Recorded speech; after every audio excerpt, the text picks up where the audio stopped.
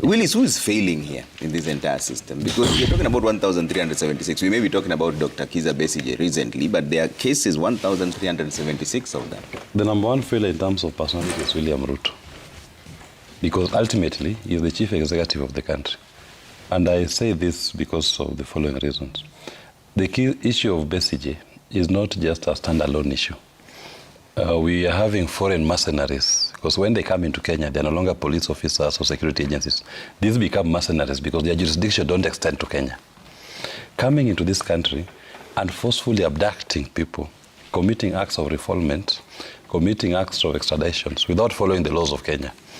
I will not even be discussing Besigye alone in isolation. We've had this incident with Ethiopia, coming into Kenya to abduct. We've had this incident with Turkey, coming into Kenya to abduct. We've had this incident in South Sudan, coming into Kenya to abduct. We are now having this incident with Uganda, coming into Kenya to abduct. I mean, if your country, you've just turned your country into a playground of mercenaries, foreigners just coming here and doing whatever they want, we should not be discussing Besigye.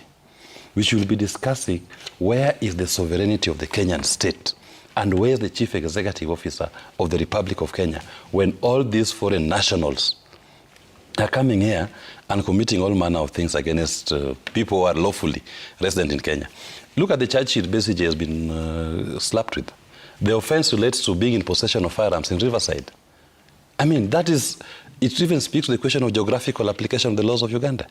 If it was an offense that if the firearms were found with Besigye in Riverside, the right place for him to be charged is Minimani law courts here, not in Uganda.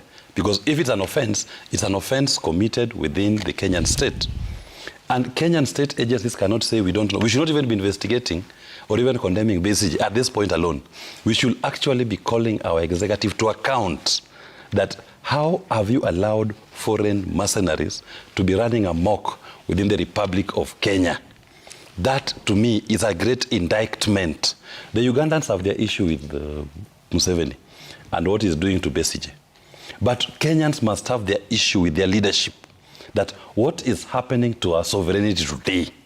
Why have we allowed ourselves to become a playground of foreign forces? So it means that, as it is, no Kenyan is even safe. Ugandans can come here and pick any Kenyan and take them to Uganda. And the Kenyan state will not protect them.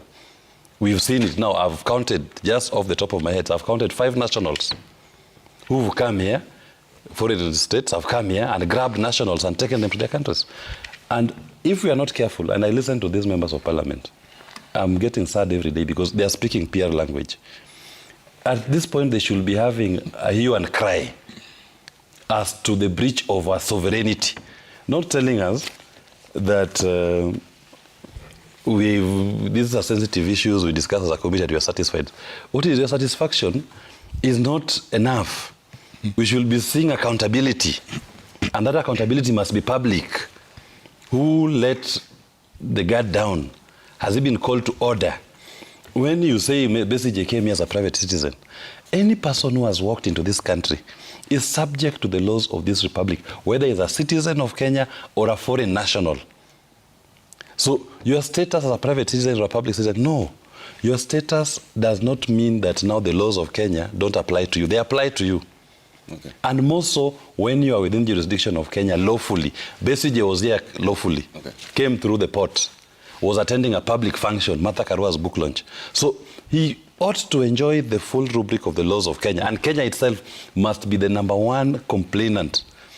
They should be telling me that Kenya is going to file a case against Uganda at the EACC, at the EAC, for breach of its territorial integrity. If not, Kenya will be declaring war against Uganda for the breach of its sovereignty by Ugandan forces coming to operate in Kenya. Not telling me that the cabinet secretary has explained to us we are satisfied. Satisfied as who? Okay. Does it bring back our sovereignty? Okay. Because we are satisfied.